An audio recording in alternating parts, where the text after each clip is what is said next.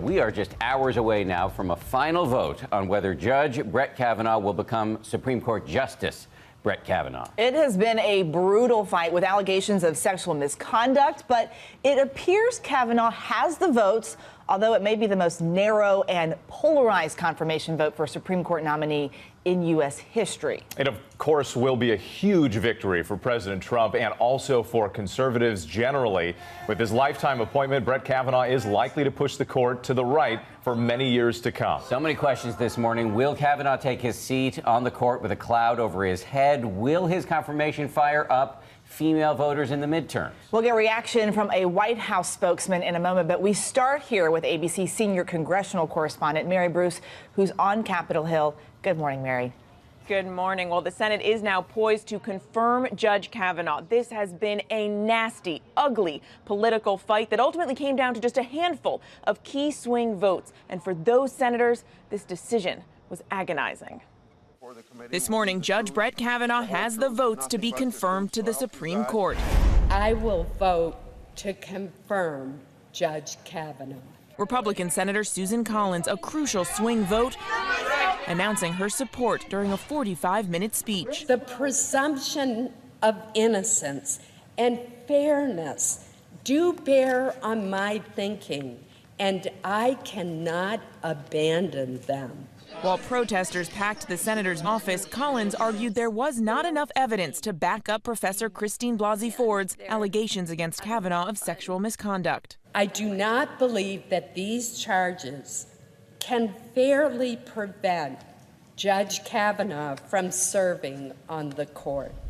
But her fellow Republican, Senator Lisa Murkowski of Alaska, came to a different conclusion. In my conscience, I could not conclude that he is the right person for the court at this time. She says there are lessons to be learned about sexual assault. We owe it to the victims of sexual assault to do more and to do better and to do it now. Murkowski's no could have led to a 50-50 split if the Democrats united in opposition, but one lone Democrat, West Virginia Senator Joe Manchin, crossed party lines, announcing he is a yes. Mr. Manchin, aye. The red state Democrat, who's facing a tough re-election battle in a state that Trump won by a landslide, tried to explain his decision. Do you believe Dr. Ford? I believe Dr. Ford. Something happened to Dr. Ford. I don't believe the facts show that it was Brett Kavanaugh, but I believe something happened. It was drowned out. I never thought of it. For the key swing votes, the political pressure was tremendous. Republican Senator Jeff Flake, who demanded the FBI investigate the allegations against Kavanaugh, says the decision was agonizing. This is a difficult decision for everybody. It really is. With Kavanaugh set to serve on the court, Christine Blasey Ford's legal team tells us she still feels she did the right thing. This has been a pretty brutal, ugly fight. Does she have any regrets about coming forward? I think she feels good about the fact that she came forward and did what she felt strongly was her civic duty to do. Overnight, Ford's sister-in-law speaking out, concerned about the toll of this final decision. But I think that Chrissy is probably feeling re-traumatized by not being taken more seriously, and I know many other survivors are being re-traumatized, and I think that more than ever, we just have to keep speaking out. Now, even though Senator Lisa Murkowski is opposed, the only Republican no vote here this afternoon, she's expected to technically vote present, not no. That's so her fellow Republican colleague, Senator Steve Daines, doesn't have to rush back to Washington. He has an important obligation. He needs to walk his daughter down the aisle today. Guys, a little bit of political civility here to end this brutal fight. Yeah, definitely can't miss that. Mary, though, obviously plenty of reaction to all of this and already some speculation about who may run against Senators Collins and Murkowski.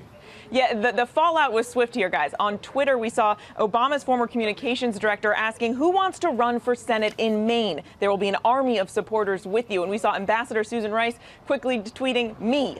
And then Sarah Palin also chiming in with a message to her fellow Alaskan saying, hey, Lisa Murkowski, I can see 2022 from my house.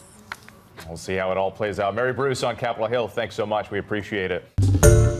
Hi, everyone. George Stephanopoulos here. Thanks for checking out the ABC News YouTube channel. If you'd like to get more videos, show highlights, and watch live event coverage, click on the right over here to subscribe to our channel. And don't forget to download the ABC News app for breaking news alerts. Thanks for watching.